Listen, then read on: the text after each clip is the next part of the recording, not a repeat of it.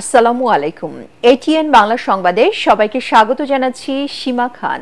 শুরুতেই সংবাদ শিরোনাম। বিনম্র শ্রদ্ধায় দেশের শ্রেষ্ঠ সন্তানদের স্মরণ করল জাতি। বুদ্ধিজীবীদের আত্মদান ও জুলাই অভ্যুত্থানের প্রেরণায় দেশ গঠনের প্রত্যয়। রাষ্ট্রপতি ও প্রধান উপদেষ্টার শ্রদ্ধা। গণহত্যার দায়ে আওয়ামী লীগ জনবিচ্ছিন্ন হয়ে যাওয়ায় শ্রদ্ধা জানাতে আসেনি দলটি। মন্তব্য মির্জা ফখরুলের। রাষ্ট্র গঠনের লড়াইকে এগিয়ে নেয়ার অঙ্গীকার নাগরিক কমিটির। এবং জুলাই শহীদদের গণ আকাঙ্ক্ষার সাথে যারাই বেইমানি করবে তাদের কাউকে ছাড় নয়, হুঁশিয়ারি সার্জিস আলমের। রাজশাহী বিভাগের 46 শহীদ পরিবার পেল আর্থিক অনুদান। শুনছিলেন সংবাদ শিরোনাম। ভোরে সূর্য ওঠার পরপর মিরপুরের শহীদ বুদ্ধিজীবী স্মৃতিসৌধে ঢল নামে সর্বস্তরের মানুষের। তবে 24শে ছাত্র জনতার গণ অভ্যুত্থানের পর আজ এক ভিন্ন চিত্র দেখে বাংলাদেশ। পতিত স্বৈরাচার আওয়ামী লীগ ছাড়া প্রায় সব রাজনৈতিক দলের ছিল সরব উপস্থিতি।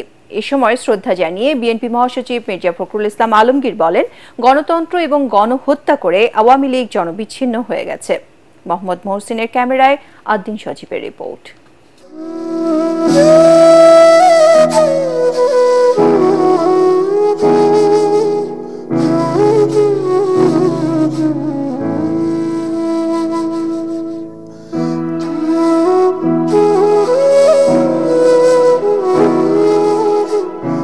যাদের বুদ্ধিবৃত্তিক চর্চায় এসেছে বাংলাদেশের স্বাধীনতা, আমরা পেয়েছি এই লাল সবুজের পতাকা, তাদের কি করে ভুলবে এ জাতি?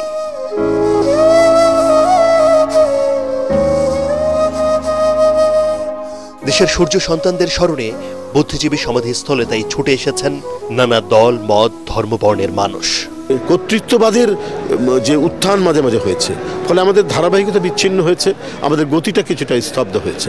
রাজনৈতিক দলগুলো ন্যূনতম গণতান্ত্রিক বাংলাদেশ প্রতিষ্ঠার ক্ষেত্রে যে ঐক্য, সেই ঐক্য বজায় রাখবে, কেননা ফ্যাসিস্টরা এখনো তৎপর আছে। গোটা জাতি গভীর শ্রদ্ধায় স্মরণ করলেও 2024-এর বুদ্ধিজীবী দিবস এসেছে এক ভিন্ন প্রেক্ষাপটের মধ্য দিয়ে। ছাত্র জনতার রক্তের বিনিময়ে আওয়ামী দুঃশাসনের পতন হয়েছে এই বাংলায়। যে আকাঙ্ক্ষা এবং যে প্রতিশ্রুতির কারণে মুক্তিযুদ্ধ হয়েছিল, সেটা পরবর্তীতে যারাই ক্ষমতায় এসেছে তারা কখনো এটা বাস্তবায়ন করেনি। তার মধ্যে সিংহভাগ দায় আওয়ামী লীগকে নিতে হবে। আমরা একটি ভূখণ্ড পেয়েছি, সুতরাং কোনোভাবেই 71-এর সাথে 24-কে বিতর্কিত করবেন না। বিএনপি এবং তার অঙ্গ ও সহযোগী সংগঠন, গণ অধিকার পরিষদ, গণসংহতি আন্দোলন সহ ফেসিবাদ বিরোধী প্রায় সব রাজনৈতিক দলের সরব উপস্থিতি থাকলেও অনেকটা স্বাভাবিকভাবেই দেখা মেলেনি আওয়ামী লীগের কোনো ব্যানার। যারা গণতন্ত্রকে হত্যা করেছে, যারা মানুষকে হত্যা করেছে, গণতান্ত্রিক স্বাধীনতা মানুষদেরকে যারা স্বাধীনতায় বিক্রি করে দিয়েছে, তারা অবশ্যই জনগণ থেকে বিচ্ছিন্ন হয়ে গেছে ও সঙ্গত কারণেই আজকে তারা সেখানে অনুপস্থিত। 1971 থেকে 2024 সময়টা অনেক। এবার মুক্তিযুদ্ধের আসল ইতিহাসের ঝকঝকে চেহারা দেখতে চায় বাংলাদেশ। স্বাধীনতার অনেকটা বছর হয়ে গেছে, কিন্তু এখনো বৈষম্যহীন বাংলাদেশের জন্য জীবন বাজি রাখতে হয় এদেশের ছাত্র, শ্রমিক, জনতা সবাইকে। কিন্তু কেন এমন জুলাই বিপ্লব করতে হবে একটা সুন্দর বাংলাদেশের জন্য, যেখানে বৈষম্য থাকবে না? এই প্রশ্নটা যখন উঠছে তখন সবাই মনে করেন আর নয়, আর একটা প্রাণও যেন না ঝরে। সবাই মিলে, সব রাজনৈতিক দল, মত, পার্থক্য থাকতে পারে, কিন্তু ভিন্নতা থাকলেও সবাই এক হয়ে দেশের প্রয়োজনে দেশকে এগিয়ে নেওয়ার জন্যে কাজ করে যাবে। তাহলেই এই বাংলাদেশ হবে আমাদের কাঙ্ক্ষিত বাংলাদেশ। আদ্দিন সজীব, এটিএন বাংলা, ঢাকা। 24-এর চেতনায় মুক্তিযুদ্ধকে অনুপ্রেরণা হিসেবেই দেখছে ছাত্র প্রতিনিধিরা। এই দুইয়ের মাঝে কোনো বিভেদ নেই বলে জানান তারা। মিরপুরের শহীদ বুদ্ধিজীবী স্মৃতিসৌধে শ্রদ্ধা জানাতে এসে জাতীয় নাগরিক কমিটির নেতারা বলেন, শহীদ বুদ্ধিজীবীদের স্বপ্নকে ধারণ করে রাষ্ট্র গঠনের লড়াইকে এগিয়ে নিতে হবে, যার কারণে সবাইকে ঐক্যবদ্ধ থাকার আহ্বানও জানান তারা। বিস্তারিত মাজহারুল হক মুহাজিরের রিপোর্টে।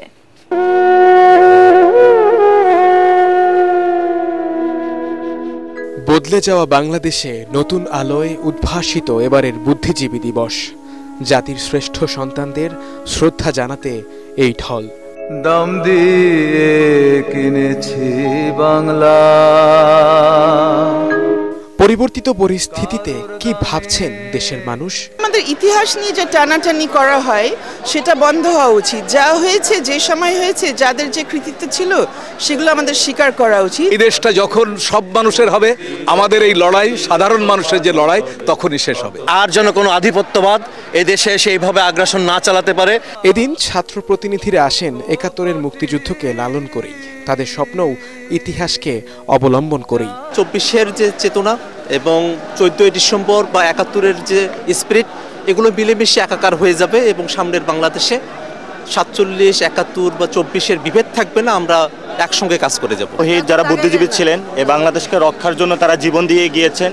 আগামীর এই চিন্তার লড়াইটা জারি রাখুন, মুজিববাদকে নিপাত করুন। ছাত্র অধিকার পরিষদের এই দুই নেতা জানান, পাকিস্তানিদের মতোই আওয়ামী লীগ ২৪-এ দেশের তরুণ ছাত্র জনতাকে হত্যা করে নিঃশেষ করতে চেয়েছিল। ১৪ই ডিসেম্বর বাংলাদেশের যারা মেধাবীরা ছিলেন তাদের তালিকা তৈরি করে তাদেরকে হত্যা করা হয়েছে। ঠিক একইভাবে আমরা যেটি জানি, আমাদের কাছে যে তথ্য রয়েছে, আওয়ামী লীগ রয়ের সহযোগিতায় এরকম একটি তালিকা তারা সেই গণ অভ্যুত্থান আন্দোলনের সময়ই তারা করেছে। দেশকে নিয়ে যত ষড়যন্ত্রই হোক, বাংলাদেশের জনগণ তা প্রতিহত করবে বলেও মত ছাত্র প্রতিনিধিদের।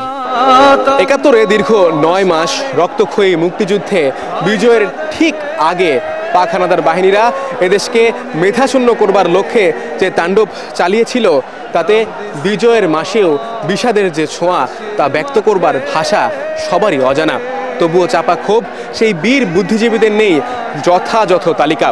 তাই তো স্বাধীনতার ৫৩ বছর পেরিয়ে গেলেও নতুন বাংলাদেশ বিনির্মাণের যে স্বপ্ন দেখিয়েছে তরুণ প্রজন্ম, সেখানে মুক্তিযুদ্ধের প্রতিটি ক্ষেত্রে যাদের অবদান তাদের দেয়া হোক যথাযথ সম্মান, এমনটাই প্রত্যাশা ছাত্র, শিক্ষক এবং সুশীল সমাজের। মিরপুরের বুদ্ধিজীবী স্মৃতিসৌধ থেকে মাছারুল হক মুহাজির, এটিএন বাংলা, ঢাকা। রাজনৈতিক দলগুলো নিজেদের স্বার্থে মুক্তিযুদ্ধের ইতিহাস বারবার বিকৃত করেছে বলে মনে করেন তরুণ প্রজন্মের প্রতিনিধিরা।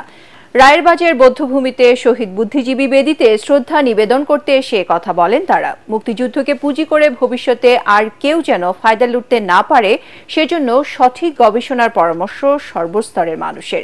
এ সময় মুক্তিযুদ্ধ বিষয়ক উপদেষ্টা বলেন, স্বার্থ হাসিলের জন্য ইতিহাস বিকৃতির আর সুযোগ নেই। মিজান শাহজাহানের রিপোর্ট। শহীদ বুদ্ধিজীবীদের প্রতি সম্মান জানাতে সকাল থেকেই বদ্ধভূমিতে জড়ো হতে থাকেন বিভিন্ন শ্রেণী পেশার মানুষ। শিক্ষার্থীদের মাথায় শোভা পেয়েছে লাল সবুজের পতাকা। আমরা তো কখনো সেই ঋণ পূরণ করতে পারবো না, তো আজকে এখানে এসেছি তাদেরকে শ্রদ্ধা জানানোর জন্য। সম্মান জানাতে এসে সাধারণ মানুষ বলেন, ৭১ সালে দেশের স্বার্থে সব বুদ্ধিজীবী ঐক্যবদ্ধ হতে পেরেছিলেন, কিন্তু এখন দেখা যায় উল্টো চিত্র। বুদ্ধিজীবীরা তাদের বিভিন্ন দলের সমর্থন থাকতে পারে, কিন্তু দেশের স্বার্থে, জাতির স্বার্থে যখন একটা বৃহত্তর আমাদের প্রয়োজন, যখন ঐক্য দরকার, তখন কিন্তু আমরা বুদ্ধিজীবীদেরকে দলের বাইরে পাচ্ছি না।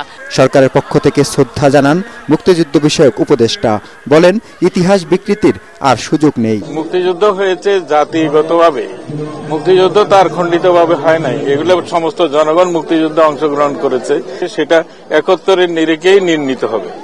এটা এখনকার প্রেক্ষাপটে তো সেটাকে বিবেচ্য বিষয়ে আনা যাবে না। মহান মুক্তিযুদ্ধের চেতনা ধারণ করে জাতীয় স্বার্থে সব বাংলাদেশি এক কাতারে দাঁড়াতে পারলেই বৈষম্যমুক্ত সোনার বাংলা প্রতিষ্ঠা সম্ভব বলে মনে করে ছাত্র জনতা। বদ্ধভূমিতে আসা সাধারণ মানুষ বলছেন, ৭১-এর শহীদ বুদ্ধিজীবীদের প্রতি শ্রদ্ধা জানিয়ে হলেও বর্তমান সময়ের বুদ্ধিজীবীদের উচিত দলীয় লেজুরবৃত্তি বন্ধ করা। এসব বুদ্ধিজীবীদের নামের আগে লাল, নীল, হলুদ, বেগুনি, হালকা গোলাপি, রানী গোলাপি এসব ব্যানার দেখতে চান না সাধারণ মানুষ। মিজান শাহজাহান, এটিএন বাংলা, ঢাকা। আগামীতে বৈষম্যহীন, অন্তর্ভুক্তমূলক, উদার বাংলাদেশ গড়ে তোলার অঙ্গীকার ব্যক্ত করেছেন বিএনপির ভারপ্রাপ্ত চেয়ারম্যান তারেক রহমান। বিশেষ চাহিদা সম্পন্ন মানুষের জন্য মর্যাদাপূর্ণ সমাজ গড়ে তোলার আশাবাদ ব্যক্ত করে তিনি বলেন, সব শ্রেণীর মানুষ মিলে গণতান্ত্রিক বাংলাদেশ প্রতিষ্ঠায় বিএনপির মূল লক্ষ্য। রাজধানী আগারগাঁওয়ে এলজিআরডি ভবন মিলনায়তনে প্রতিবন্ধী নাগরিক শ্রেণী আয়োজিত মতবিনিময় সভায় লন্ডন থেকে ভার্চুয়ালি যুক্ত হয়ে তিনি এসব কথা বলেন। সভায় অংশ নেন বিএনপি মহাসচিব মির্জা ফখরুল ইসলাম আলমগীর। তারেক রহমান বলেন, জনসমর্থন নিয়ে রাষ্ট্র পরিচালনার দায়িত্ব পেলে প্রতিবন্ধীদের পাশে থাকবে বিএনপি।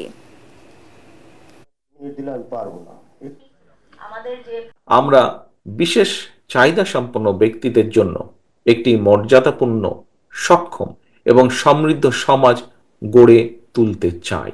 ইনশাআল্লাহ আপনাদের পাশে আমরা থাকব। আপনাদের প্রতিবন্ধকতা আমাদের সবার প্রতিবন্ধকতা। আমরা সবাই মিলে একসাথে যে গণতান্ত্রিক বাংলাদেশ গড়ে তুলব সেটি হবে সবার জন্য ফেয়ার। আসুন আমরা সবাই মিলে একটি গণতান্ত্রিক বাংলাদেশ গড়ে তুলি, যার ভিত্তি হবে বৈষম্যহীন, অন্তর্ভুক্তিমূলক এবং উদারতান্ত্রিক সমাজ নির্মাণ। বিজয়ের আগ মুহূর্তে ভারত বুদ্ধিজীবী হত্যা করেছিল বলে মন্তব্য করেছেন জামাত নেতারা। তারা বলেন, পরিকল্পিত ওই হত্যাকাণ্ডের সহযোগী ছিল আওয়ামী লীগ। শহীদ বুদ্ধিজীবী দিবস উপলক্ষে জাতীয় প্রেস ক্লাবে জামাত ইসলামী ঢাকা মহানগর দক্ষিণ আয়োজিত আলোচনা সভায় দলটির নেতারা আরও বলেন, স্বাধীনতার 53 বছরেও ভারত বন্ধুত্বের পরিচয় দিতে পারেনি।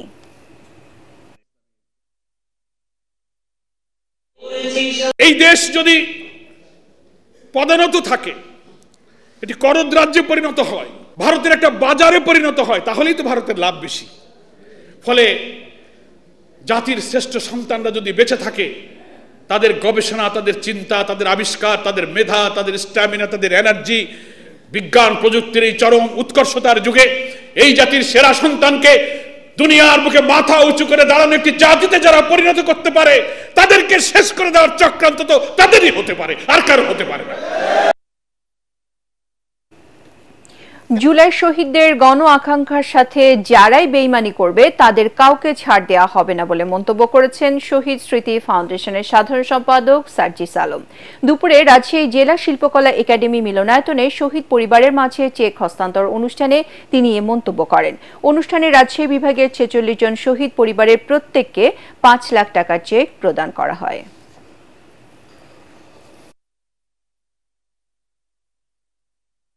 আমরা শুধু ভারতকে একটি জিনিসই বলে দিতে চাই, আপনাদের সাথে আমাদের সম্পর্ক কি হবে সেটা আপনারা আপনাদের কাজের মাধ্যমে নির্ধারণ করবেন। যেই খুনি হাসিনা এতগুলো মানুষকে খুন করে এই বাংলাদেশ থেকে পালিয়ে গিয়েছে, সেই খুনি হাসিনাকে আপনারা আশ্রয় দিয়েছেন। যদি এই বাংলাদেশের সাথে আপনাদের সম্পর্ক স্থাপন করতে চান, খুনি হাসিনাকে বাংলাদেশে ফিরিয়ে দিন। ভারতের আদানির সাথে অসম বিদ্যুৎ চুক্তি দ্রুত পুনর্বিবেচনার তাগিদ দিয়েছেন জ্বালানি বিশেষজ্ঞ ডক্টর তামিম। রাজধানীতে এক বিতর্ক প্রতিযোগিতায় তিনি বলেন, জ্বালানি খাতে এ ধরনের অনিয়ম ঠেকাতে একটি স্বাধীন কমিটির মাধ্যমে এ খাতের সিদ্ধান্তগুলো নেওয়া দরকার। এ সময় দেশবিরোধী এই চুক্তি বাতিলের দাবি জানান ডিবেট ফর ডেমোক্রেসির চেয়ারম্যান হাসান আহমেদ চৌধুরী কিরণ। ইমদাদুল্লাহ বাবুর রিপোর্ট। সর্বোচ্চ গোপনীয়তা রক্ষা করে 2017 সালে ভারতের আদানি গ্রুপের সঙ্গে বিদ্যুৎ ক্রয় চুক্তি করে তৎকালীন আওয়ামী লীগ সরকার। 2022 সালে 163 পৃষ্ঠার চুক্তিটি বিদেশ থেকে ফাঁস হয়, যেখানে 25 বছর পর্যন্ত বিদ্যুৎ কেনার চুক্তি হয় বলে জানা যায়। রাজধানীতে বিতর্ক প্রতিযোগিতায় প্রধান অতিথির বক্তব্যে জ্বালানি বিশেষজ্ঞ ডক্টর তামিম বলেন, এই চুক্তি অসম এবং অন্যায্য। আদানির সাথে বিদ্যুৎ কেনার চুক্তিতে আমি যতটুকু দেখেছি, কয়লার মূল্যটা যেটা অনেক বেশি। আমরা জানি যে কয়লা কেন্দ্রে যে চুক্তিগুলো হয় সেগুলো ডিসকাউন্টেড চুক্তি হয়। সেই ডিসকাউন্টটা আমাদের বাকি কয়লা কেন্দ্রগুলোর জন্য প্রযোজ্য আছে, কিন্তু এটার মধ্যে নেই। আরও যেটা আছে সেটা হচ্ছে যে 40% বিদ্যুতের মূল্য আমাদের দিতে হবে যদি আমরা কোনো বিদ্যুৎ ব্যবহার নাও করি। 100% তো ক্যাপাসিটি পেমেন্ট দিতে হবেই। এতে দ্রুত চুক্তিটি জাতির সামনে প্রকাশের অনুরোধ জানান অনুষ্ঠানের সভাপতি ও ডিবেট ফর ডেমোক্রেসির চেয়ারম্যান হাসান আহমেদ চৌধুরী কিরণ। বাংলাদেশের স্বার্থ সংরক্ষিত হয় নাই আদানি বিদ্যুৎ চুক্তিতে, এবং যে বিদ্যুৎ চুক্তিতে যিনি স্বাক্ষর করেছেন তিনি নিজে বলেছেন তিনি বিদ্যুৎ চুক্তিটি পড়ে দেখতে পারেননি। কাদের চাপে সেই চুক্তিতে স্বাক্ষর করেছিলেন বাংলাদেশের জনগণ এখনো পর্যন্ত জানে না সেই চুক্তিতে কি আছে। সবকিছু আমাদেরকে প্রকাশ করা দরকার। জ্বালানি খাতে স্বচ্ছতা নিশ্চিতে দুর্নীতিবাজদের দৃষ্টান্তমূলক শাস্তি নিশ্চিতেরও দাবি করেন তারা। এই বিদ্যুতের মাফিয়ারা 1500 ছাত্র জনতা নয় 18 কোটি মানুষকে তারা খুন করে গিয়েছে। এই খুনিদেরকে বিদ্যুতের মাফিয়াদেরকে যারা 18 কোটি মানুষের কপালে আজকে দাগ লাগিয়ে দিয়ে গেছে, সেই 18 কোটি মানুষের কপালে দাগ লাগানো বিদ্যুতের মাফিয়াদেরকে চিহ্নিত করে নিয়ে এসে বাংলাদেশে জ্বালানি বিদ্যুৎ খাতকে আমরা স্বাবলম্বী করে তুলব। মন্ত্রণালয় আমলা এবং রাজনীতিবিদরা জ্বালানি উন্নয়ন নিয়ন্ত্রণ করতে পারে। একটা নিজস্ব ক্ষমতা সম্পন্ন একটি কমিটি বা একটি সংস্থা যদি হয় ইন্ডিপেন্ডেন্ট, তারা যদি এই সিদ্ধান্তগুলো নেয়, তাহলে ক্ষমতার বিকেন্দ্রীকরণের মাধ্যমে আমরা কিন্তু দুর্নীতিটাকে কমিয়ে আনতে পারি। প্রতিযোগিতায় আমেরিকান ইন্টারন্যাশনাল ইউনিভার্সিটিকে হারিয়ে ড্যাফোডিল ইন্টারন্যাশনাল ইউনিভার্সিটির বিতার্কিকরা বিজয়ী হন। ইমদাদুল্লাহ বাবু, ATN বাংলা, ঢাকা। শহীদ বুদ্ধিজীবী দিবস উপলক্ষে আলোচনা সভার আয়োজন করা হয় ঢাকা বিশ্ববিদ্যালয়ের TSC-তে। সভায় বিশ্ববিদ্যালয়ের উপাচার্য অধ্যাপক নিয়াজ আহমদ খান বলেন, প্রতিটি মানুষ নিজ নিজ জায়গা থেকে দেশের স্বাধীনতাকে রক্ষা করতে পারলে শহীদদের রক্তের ঋণ কিছুটা হলেও শোধ হবে বলে জানান তিনি। এ সময় জাতিটির প্রতিটি ক্রান্তিকালে ঢাকা বিশ্ববিদ্যালয় অবিস্মরণীয় ভূমিকা রেখেছে বলেও জানান তিনি। এ সময় অনার্সে ইতিহাস বিভাগে প্রথম স্থান অর্জনকারীদের শহীদ বুদ্ধিজীবী গিয়াসউদ্দিন আহমেদ পদক দেয়া পুনরায় চালু করা হবে বলেও জানান তিনি। বাংলাদেশের সংখ্যালঘু সম্প্রদায়ের অধিকার নিশ্চিতে আলাদা কমিশন ও সংসদের সংরক্ষিত আসনের দাবি জানিয়েছেন হিন্দু সম্প্রদায়ের নেতারা। সকালে রাজধানীর জাতীয় প্রেস ক্লাবে বাংলাদেশ জাতীয় হিন্দু মহাজোট আয়োজিত এক অনুষ্ঠানে তিনি এ দাবি করেন। এ সময় বিএনপির কেন্দ্রীয় নির্বাহী কমিটির সহ আন্তর্জাতিক বিষয়ক সম্পাদক ব্যারিস্টার রুমিন ফারহানা বলেন, বাংলাদেশের ইতিহাসে বিগত 15 বছরে সংখ্যালঘু সম্প্রদায় সবথেকে বেশি নির্যাতন নিপীড়নের শিকার হয়েছে।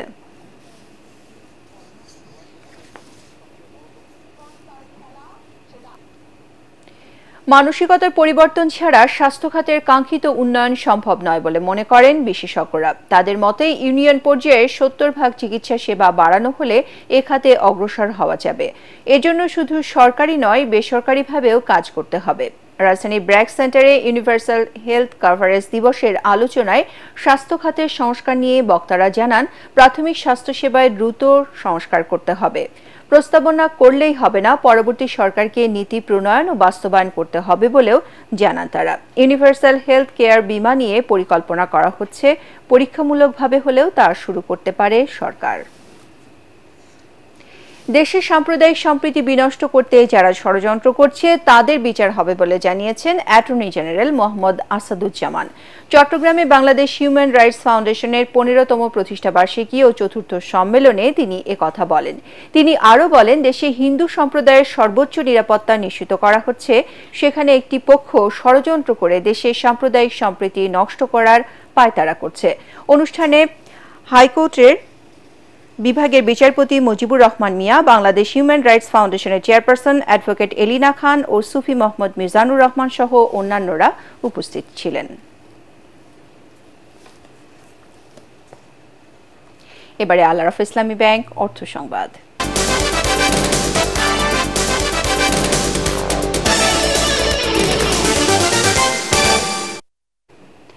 এমটি অব দ্য ইয়ার অ্যাওয়ার্ডে ভূষিত হলেন ওয়ালটন হাইটেক ইন্ডাস্ট্রিজ পিএলসির ব্যবস্থাপনা পরিচালক SM মাহবুবুল আলম। বৃহস্পতিবার বাংলাদেশ ব্র্যান্ড ফোরাম আয়োজিত বাংলাদেশ সি সুট অ্যাওয়ার্ডস 2024-এ MD of the year tech ক্যাটাগরিতে এ পুরস্কার পান তিনি।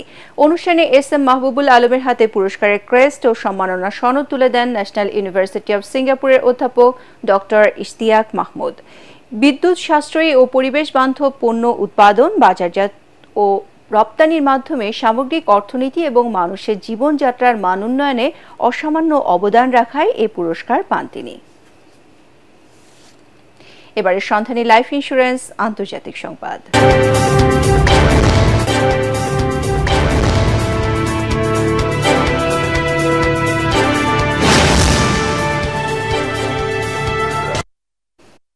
অবশেষে বরখাস্ত হলেন দক্ষিণ কোরিয়ার প্রেসিডেন্ট ইউন সুক ইয়ল। সংসদে আইন প্রণেতাদের ভোটাভুটিতে অভিশংসিত হওয়ার পর দক্ষিণ কোরিয়ার স্থানীয় সময় শনিবার সন্ধ্যায় তাকে আনুষ্ঠানিকভাবে বরখাস্ত করা হয়। রয়টার্স জানায়, মূলত সামরিক আইন জারি করার চেষ্টার ঘটনায় শনিবার অভিশংসিত হন দক্ষিণ কোরিয়ার প্রেসিডেন্ট। পরে রাষ্ট্রপ্রধান হিসেবে তার দায়িত্ব ও ক্ষমতা থেকে কেড়ে নেওয়া হয়। দেশটির সংবিধান অনুসারে প্রধানমন্ত্রী হ্যান ডাকসু এখন ভারপ্রাপ্ত প্রেসিডেন্ট হিসেবে দায়িত্ব পালন করবেন। শেষ করব সংবাদ, তার আগে শিরোনামগুলো আরও একবার। বিনম্র শ্রদ্ধায় দেশের শ্রেষ্ঠ সন্তানদের স্মরণ করল জাতি। বুদ্ধিজীবীদের আত্মদান ও জুলাই অভ্যুত্থানের প্রেরণায় দেশ গঠনের প্রত্যয়। রাষ্ট্রপতি ও প্রধান উপদেষ্টার শ্রদ্ধা। গণহত্যার দায়ে আওয়ামী লীগ জনবিচ্ছিন্ন হয়ে যাওয়ায় শ্রদ্ধা জানাতে আসেনি দলটি, মন্তব্য মির্জা ফখরুলের। রাষ্ট্র গঠনের লড়াইকে এগিয়ে নেয়ার অঙ্গীকার নাগরিক কমিটির। এবং জুলাই শহীদদের গণ আকাঙ্ক্ষার সাথে যারাই বেইমানি করবে তাদের কাউকে ছাড় নয়, হুঁশিয়ারি সার্জিস আলমের। রাজশাহী বিভাগের 46 শহীদ পরিবার পেল আর্থিক অনুদান। পরবর্তী সংবাদ দেখার আমন্ত্রণ জানিয়ে এখনকার মতো শেষ করছি। ATN বাংলা সংবাদ ইউটিউবে দেখতে ব্রাউজ করুন youtube/ATN বাংলা নিউজ। ধন্যবাদ সবাইকে।